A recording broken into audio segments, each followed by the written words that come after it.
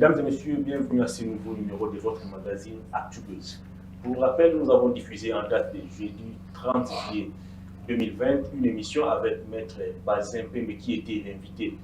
Au cours de cette émission, Maître Bazin a tenu des propos qui n'ont pas arrangé les proches de la ministre de l'économie. Au cours de cette émission, toujours, Maître Bazin a chargé Mme Akassia Banoubo, la ministre de l'économie nationale, comme étant responsable de tout ce qu'il y avait comme hausse des prix sur les marchés. Et ces propos, selon les proches de Mme la ministre, ont été qualifiés de faux. Et au cours de cette émission, nous recevons M.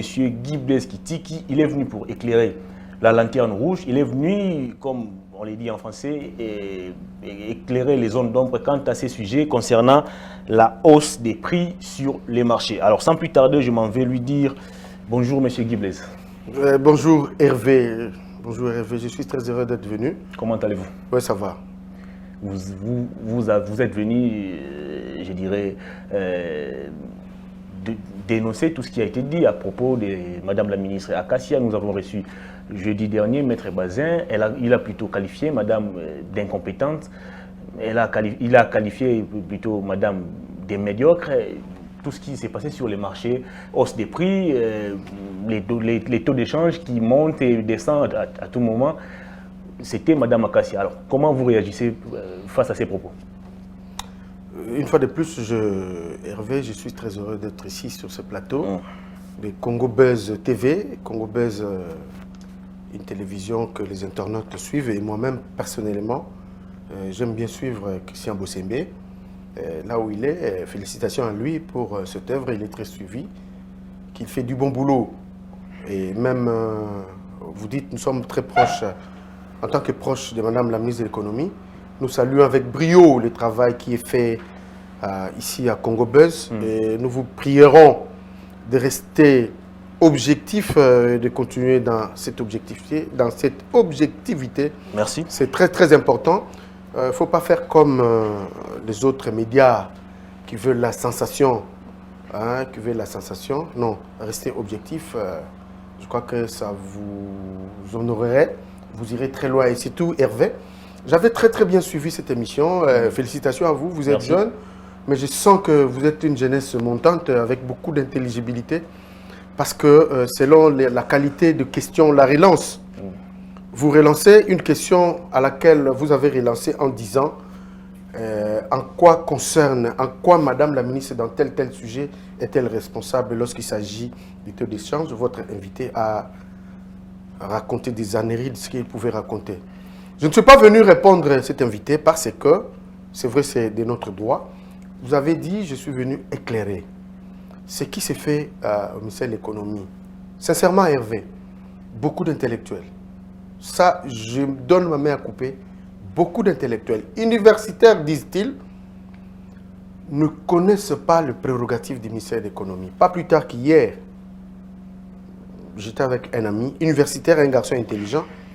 En parlant du ministère de l'économie, il pensait que c'est le ministère de l'économie qui pouvait relever l'économie du pays. Non, le ministère de l'économie a des prérogatives. Le ministère de l'économie, ses prérogatives sont très très très bien réduites. Malheureusement, on a réduit le ministère de l'économie en policier.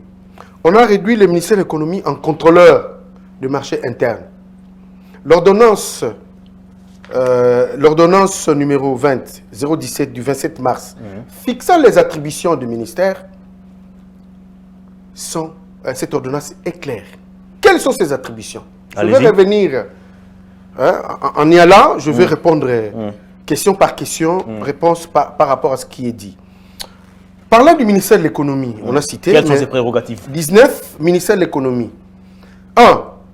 Politique économique nationale sous ses divers aspects, notamment la politique générale de la production, ainsi que la politique et la réglementation du marché intérieur. J'insiste, la réglementation du marché intérieur par le contrôle et le suivi a priori. Tout juriste sait, a priori, un commerçant, l'opérateur économique, quand il importe, il donne ce qu'on appelle la structure des prix.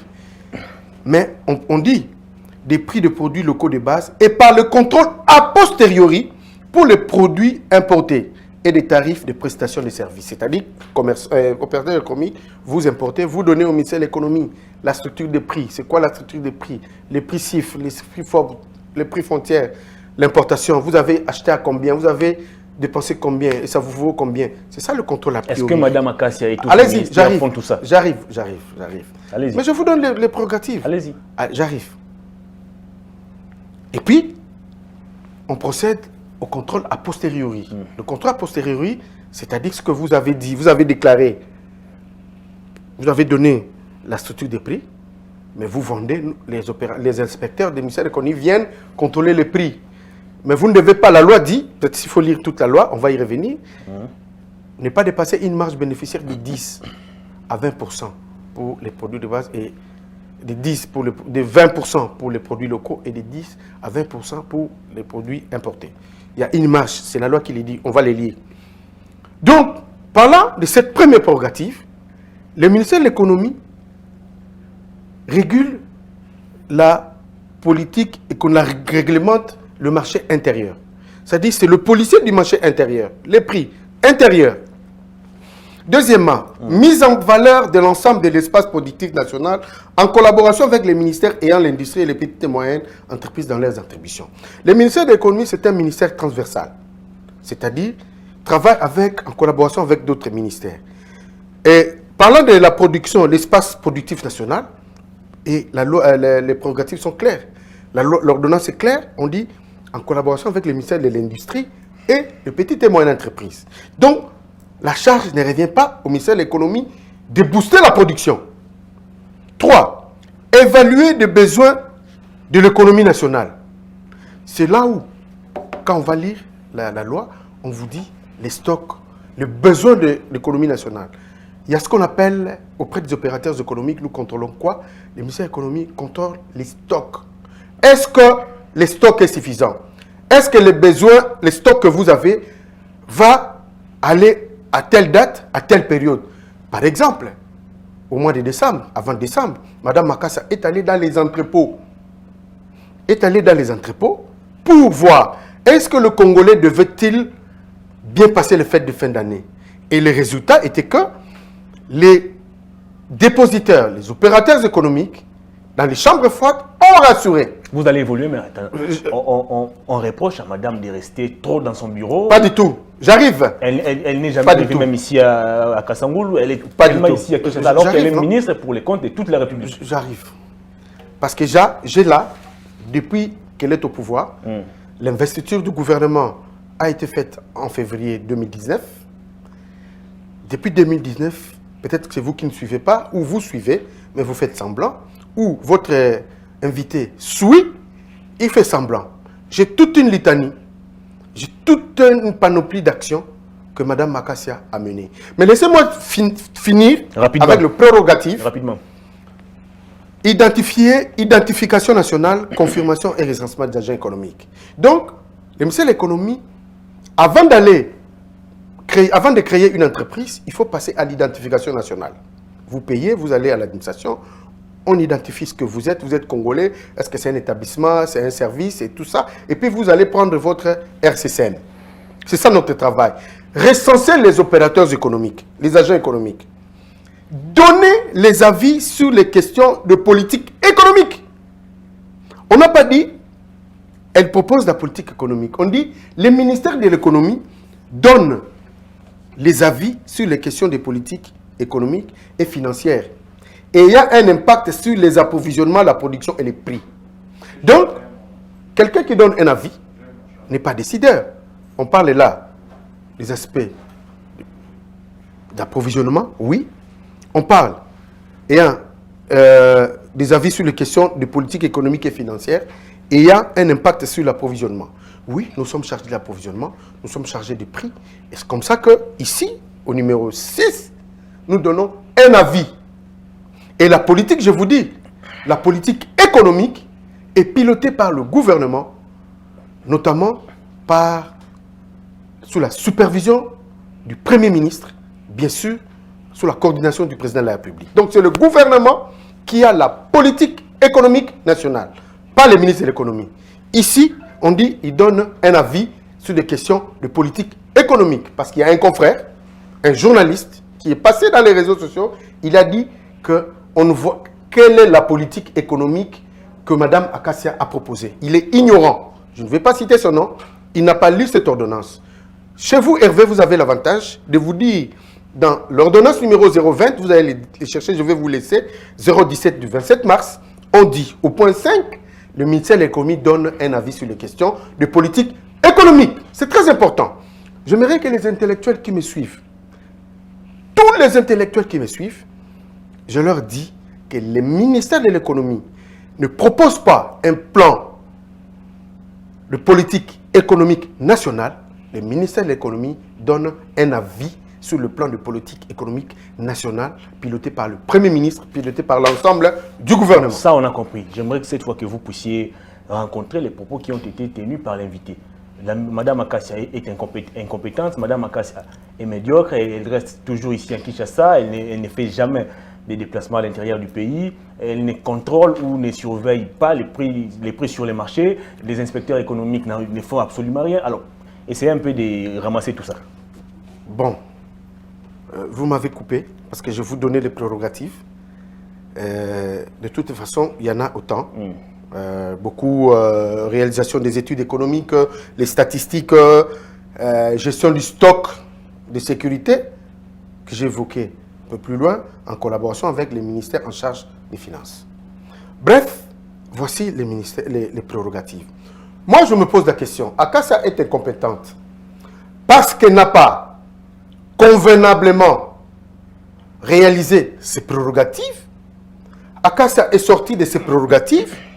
Qu'est-ce qu'Akassia devait faire qui est dans ce prérogative qu'elle n'a pas fait? Quand vous dites Akassia reste dans son bureau, mais vous ne suivez pas. Je vous ai dit ici au début, au mois de décembre, début décembre, Madame Akassia a piloté une descente sur le terrain. Nous avons visité, parce que j'étais dans son cortège, nous avons visité. Mais nous sommes habitués à des visites pareilles. Allez-y. Oh. Mais vous avez dit ici qu'il reste dans son bureau. Mais qu'est-ce que vous voulez finalement? Qu'elle descende sur le terrain ou qu'elle reste dans son bureau? Descendre sur le terrain pour quel résultat? Mais attendez. Chaque descente sur le terrain a un objectif. Et un résultat qu'on doit attendre. On ne descend pas parce qu'il faut descendre. Je commence par le mois de décembre. Allez-y. Il fallait assurer aux Congolais qu'ils devaient passer les fêtes de fin d'année dans de bonnes conditions, c'est-à-dire en ayant tout. Qu'il n'y ait pas de carence de stock. Nous avons effectivement été rassurés par les opérateurs économiques. On nous a dit qu'effectivement, les stocks de poulet, de riz, bref, de tous les produits nécessaires pour le fête de la fin d'année étaient bel et bien là et qu'on allait arriver jusqu'au mois de mars. C'est ce qui a été fait. Lorsque les opérateurs économiques vous disent ça, lorsque vous allez dans leurs entrepôts, lorsque vous vivez et lorsqu'on constate que effectivement, les Congolais n'ont pas manqué de quoi à mettre sous la dent pendant la fête. Est-ce que ça, ce n'est pas des résultats? Quel miracle faut-il encore face à face? Parce qu'il a fait. Deuxième élément. Nous sommes le 20 janvier 2020. OK?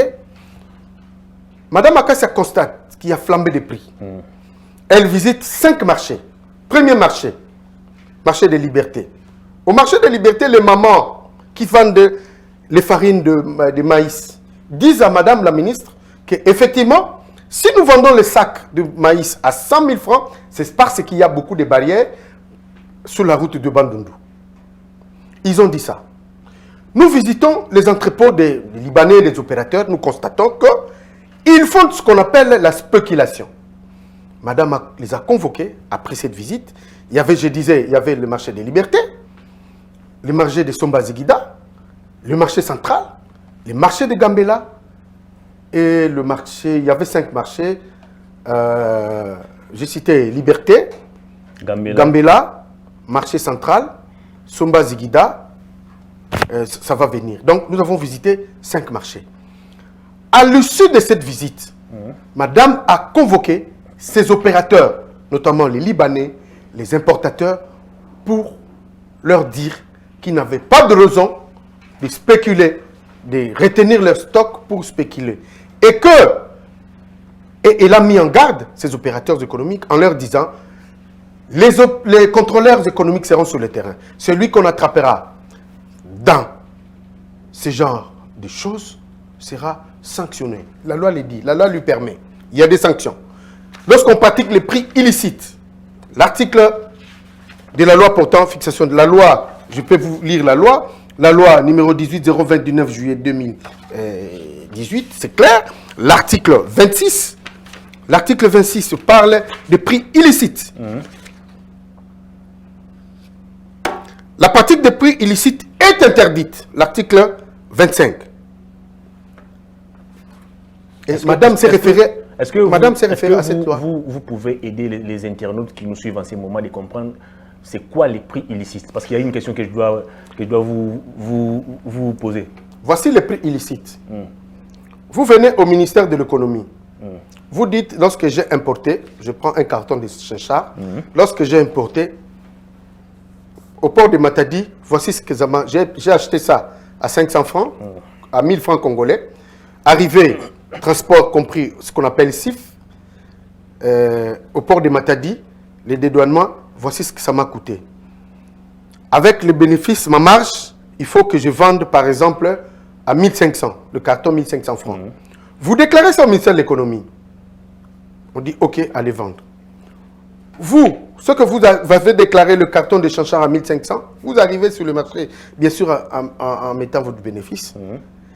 Marge 10%, en 10 à 20%. Si on fait la marge de 20%, mettons 20% de 1500, ça fait à peu près 150 francs, non 300 francs. Donc vous pouvez vendre à 1800 francs. Les prix communiqués, les prix calculés, tous les prix calculés, c'est 1800 francs. Mais vous, Hervé, parce que votre tête veut nuire à l'économie congolaise, au peuple congolais, vous venez, vous vendez à 4500 francs. C'est ça le prix illicite. Le prix illicite, c'est quoi? Le prix illicite, vous outrepassez la marge bénéficiaire qui est légalement connue. On doit vous frapper. C'est pourquoi ce qu'on appelle le contrôle économique. C'est ça les prix illicites. Je disais, madame effectue la ronde de ces 5 marchés. Et elle constate qu'il y a effectivement les prix illicites, mais le produit de première nécessité qui vient de Bandundu, elle dit qu'il y a 17 barrières. Le 12 février 2020, avec l'autorisation du Premier ministre, Sylvestre Ilunga Ilukamba, madame obtient l'autorisation d'effectuer une visite vers Mongata. Vous connaissez Mongata? Mongata vers le Bandundu. De Kinshasa à Mongata, mon frère Hervé, nous trouvons 17 barrières. Dans une barrière où nous arrivons, vous avez les commerçants qui viennent avec le sac de manioc, il doit payer plus ou moins 500 000 francs. Prix compris. On trouve la taxe sur l'environnement, on trouve la taxe sur l'énergie, on trouve la taxe sur le pétrole, on trouve la taxe sur... même les vaches payent la taxe. Il y a la taxe sur le tourisme, il y a la taxe sur l'économie, il y a l'ANER, il y a la police, il y a. Ça fait une multiplicité de sacs, ce qui fait que les commerçants qui achètent le produit, les sacs de manioc, dans les fonds de Bandundu à 20 000 francs, dès qu'il quitte, il est sur la route pour arriver à Kinshasa, il aura déjà dépensé sur une sac 60 000, 80 000. Alors, dès qu'il arrive, ce n'est pas un enfant de cœur. Dès qu'il arrive sur le marché des libertés, à quel prix voulez-vous qu'il le vende? Répondez, Hervé. Il ne revient pas à moi de répondre sur ces plateaux, malheureusement. Non, non, je t'ai fait ces calculs. Il achète dans le fond de Bandundu à 30 000 francs, un sac de manioc, à 30 000 francs. Il paye les taxes jusqu'à Kinshasa, jusqu'à 30 000, 40 000. Tout calcul fait, il a dépensé 70 000 francs. Il paye le transport, il dépense pour une sac 75 000 francs. Il arrive au marché des libertés, quand il fait les calculs, il doit se retrouver, c'est un enfant de cœur, il va vendre ça à 60 000 francs. Alors moi, j'aimerais qu'on soit pragmatique. Allons-y. Oui. Madame trouve les barrières. Je te parle de la visite. Vous avez dit qu'elle est incompétente parce qu'elle reste au bureau. Madame... Ça c'est Maître Bazin, ce n'est pas moi. Non, vous l'avez reçu. Que Maître Bazin nous suive. J'ai la vidéo, je peux vous donner. Madame trouve 17 barrières. On enlève toutes les barrières.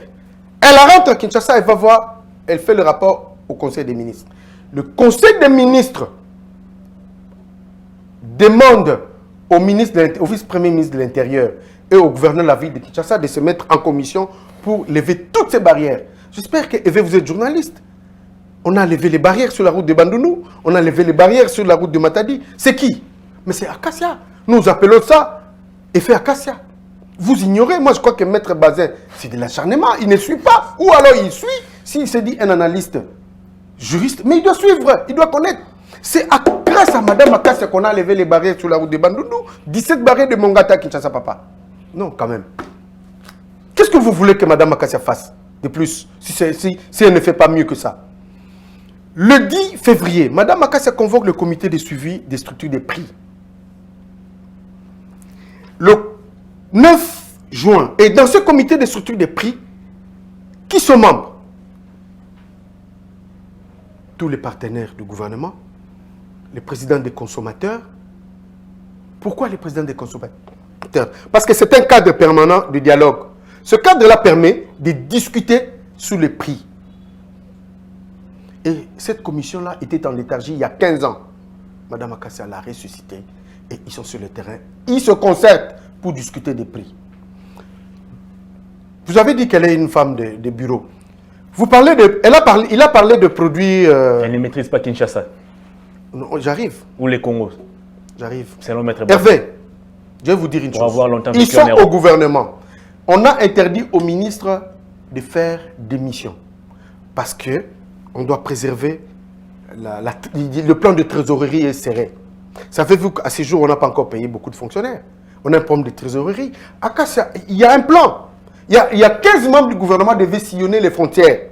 15 membres du gouvernement, y compris la ministre de l'économie, la ministre du commerce. Pourquoi? Pour vérifier, par exemple, à Loufou, dans les frontières, les entrées, nos frontières qui sont fluides, il y a coulage des recettes, il y avait de fraude dans les frontières.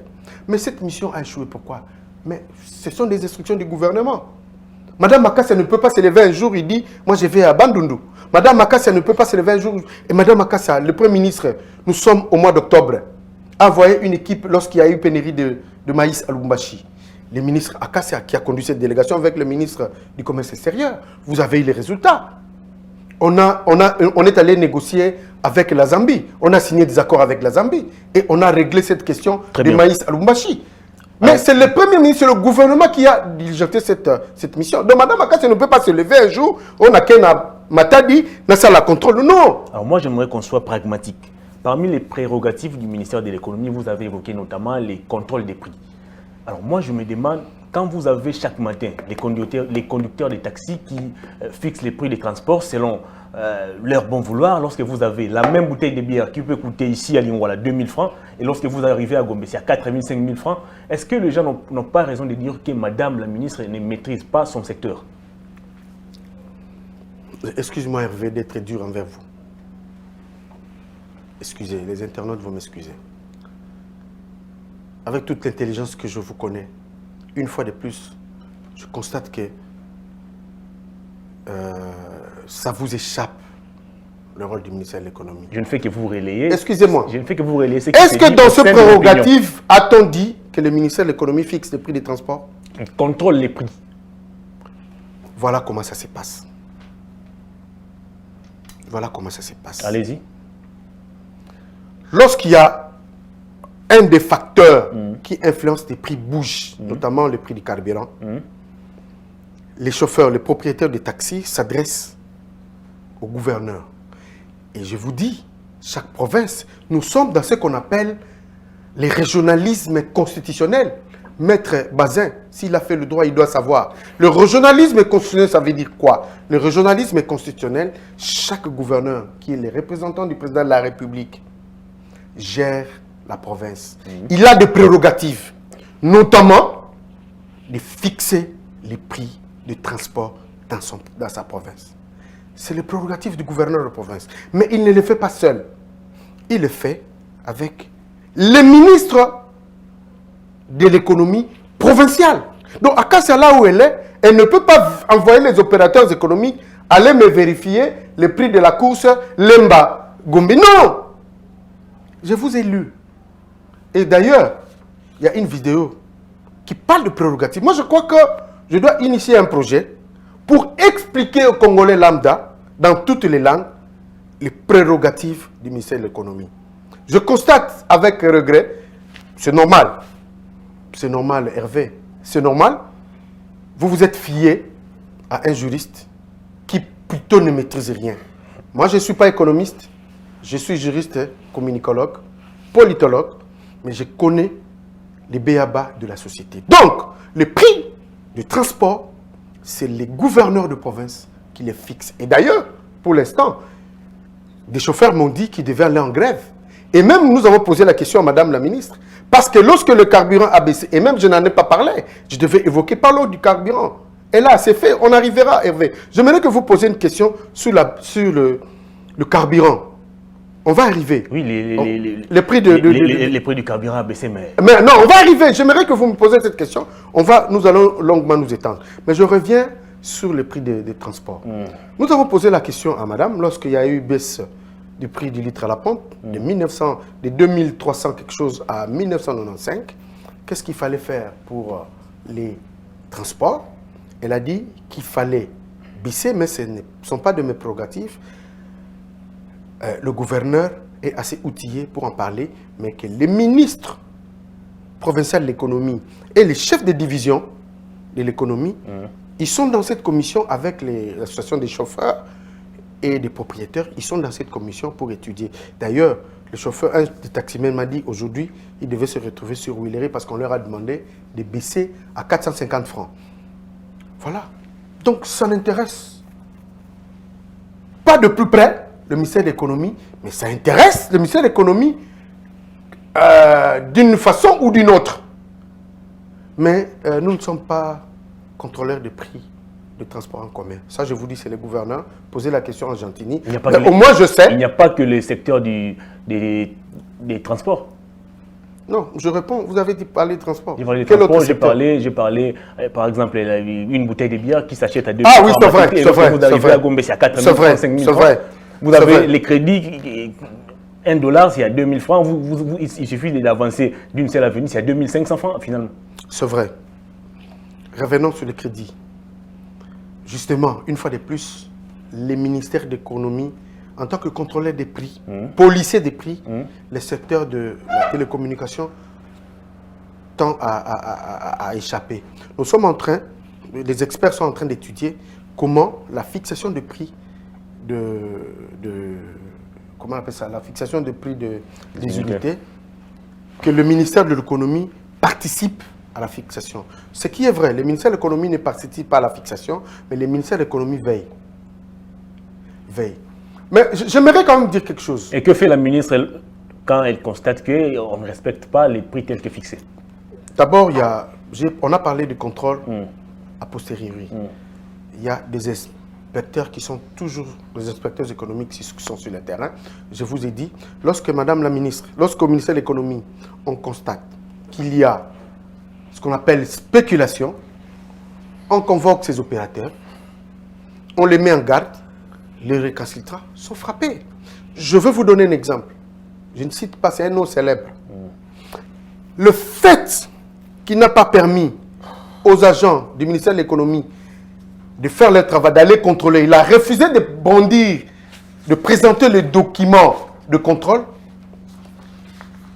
Je parle de Sokin, je ne cite pas les noms du propriétaire. Il a été convoqué, l'année est revenue, il a été entendu, il a payé les amendes et c'était pour la première fois qu'on interpelle Sokin. Vous connaissez les propriétaires, son fils est assez chanté. Mais dans ce pays, qui l'aurait fait? Akassia l'a fait.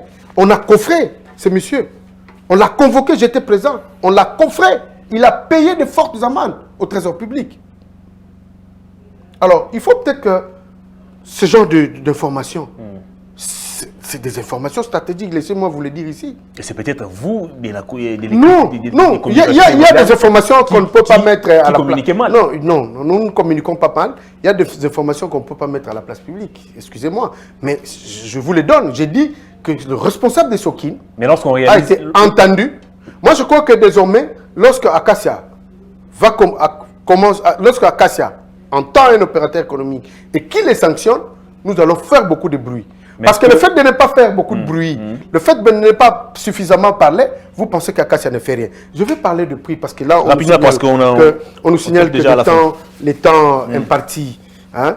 Parlons du prix de produits. Parlons du prix du litre à la pompe. Mon frère. Les chauffeurs annoncent déjà la grève pour bientôt. Bon, la grève, ça n'a rien à voir avec la baisse ou la hausse. La grève, c'était par rapport à la tracasserie. Tout ça, nous ne sommes pas là. Moi, je voudrais aborder une question assez importante. Rapidement. La question qui est importante. La dernière baisse, la révision à la baisse du prix à la pompe, c'était en 2015, le 23 mars 2015. Et cette baisse, c'était de quelle hauteur? De 50 francs. C'était de 1450, de 1350 à 1300. Mais Acacia, 5 ans après, en 2020, le prix du baril baisse.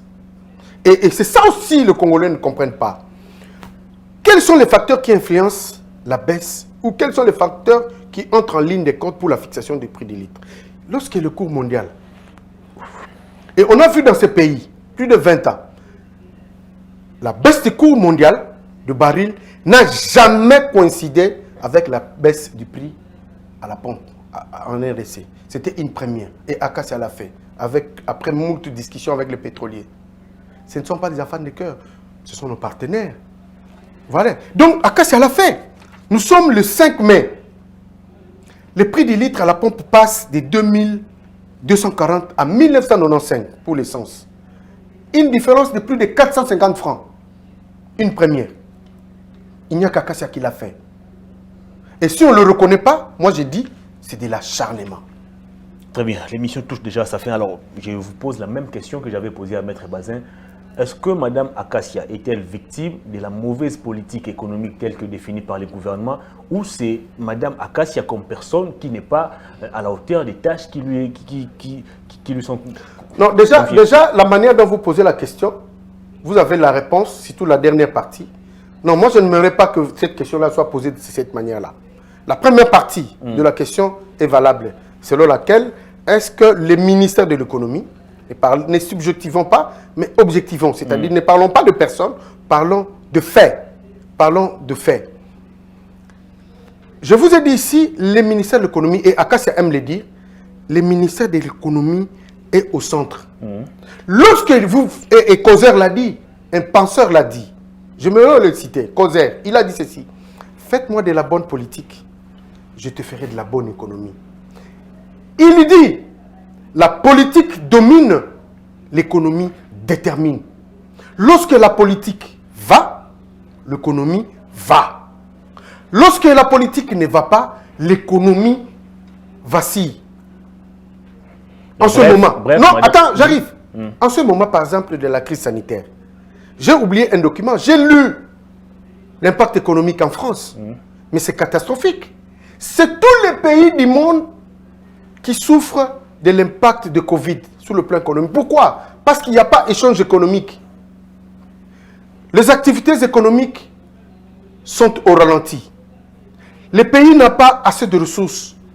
Le pays fonctionne sur base caisse. Et c'est comme ça que je salue la bravoure, la décision courageuse du chef de l'État en enlevant l'état d'urgence. Parce qu'on allait dans une gouffre. Nous risquerions d'aller dans un trou si on avait continué. Parce que le Congo vit des activités économiques. Notre économie est extravertie.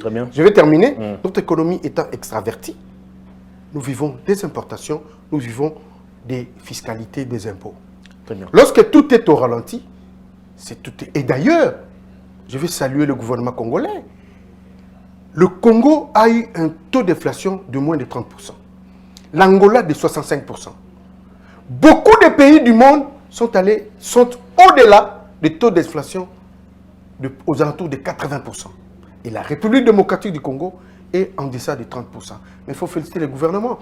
Alors, je disais, Acacia n'est pas victime de la politique. C'est comme ça que j'ai répondu par l'adage de Causer. Faites-moi de la bonne politique. Lorsque le taux de dollar est à 45, je vous dis, aucun un opérateur économique qui a acheté ces marchandises à un taux de 20 va vous vendre au taux de 20. L'opérateur économique, je vous ai dit au début, il va anticiper. Il va aller dans l'approximatif. Ce qui fait, qu'est-ce qui va arriver? Ce sont les prix des biens de nécessité qui vont monter. Conséquence, une maman qui a vendu ses braises à 500 francs, il sera incapable d'aller acheter une pile à 500 francs. Très bien, l'émission est Parce terminée. que l'opérateur économique aura vendu la pile à 1000 francs. Pourquoi il a vendu à 1000 francs? Parce que le taux des dollars. Donc, en conséquence, le taux des dollars, Maître l'a dit, les taux des dollars sont des prérogatives de la Banque centrale et du ministère des Finances. Donc, le ministère de l'économie est victime de la mauvaise politique. Je ne dis pas de la mauvaise politique, de la situation économique, sociale de l'heure et même de la situation. Lorsqu'il y a une très bonne stabilité politique, sincèrement, la stabilité économique suivra. Monsieur Guy Blaise Kitiki, merci de votre passage. Merci de m'avoir reçu, mais je suis resté sur ma soif par rapport à certaines activités que Mme Makassia a, beaucoup d'activités qu'elle a réalisées. Peut-être que vous le savez. On va y revenir prochainement. Moi, je crois qu'il faut des émissions comme ça. J'aimerais vraiment revenir une fois, deux fois, trois fois pour expliciter en tout cas le travail que Mme Makassia fait. Il revient surtout à vous, les proches de Mme la ministre, de mettre sur la place publique toutes ces réalisations. C'est vrai, nous le faisons de notre manière. Très bien. Mais nous allons élargir le voie de communication qui sont déjà assez larges. Mais nous allons ouvrir la porte avec l'autorisation de son Excellence Madame la Ministre, qui fait déjà bien son travail. Et je vous dis, il faut être à sa place pour voir qu'il a les soucis du peuple congolais. Très bien, et que le peuple d'abord n'est pas un slogan vain. Moi, je crois que tous ceux qui disent, quand un journaliste, excusez-moi, quand un journaliste d'un magazine, de réseaux sociaux, de presse en ligne, dit, et j'étais estomaqué, choqué, il dit, Madame Makassia doit jeter l'éponge. Pourquoi? Parce que depuis qu'elle est au ministère, elle n'a pas contacté les opérateurs économiques, à l'instar des cultivateurs. Attends. Je vais terminer. À l'instar des cultivateurs, à l'instar des maraîchers. Est-ce que le maraîcher, c'est un opérateur économique? Donc, un journaliste de cette taille-là, de cette trempe que je voyais, je me dis qu'il est ignorant. Et ce qui fait que beaucoup ne connaissent pas les prérogatives. Le ministère de l'économie. Hein? Vous avez des propos très durs en tout cas. Non, je n'ai pas cité les noms des gens. J'ai dit ceci. Un journaliste qui dit qu'un maraîcher, c'est un opérateur économique, c'est un ignorant. Je n'ai pas cité les noms. Très bien, l'émission est terminée, mais rapidement, il y a une toute petite question. Est-ce que, j'ai entendu Maître Bazel dire, Madame Makassia ne maîtrise pas Kinshasa, ne maîtrise pas le Congo pour avoir longtemps vécu en Europe? Elle est quinoise. Elle a étudié à l'UPC.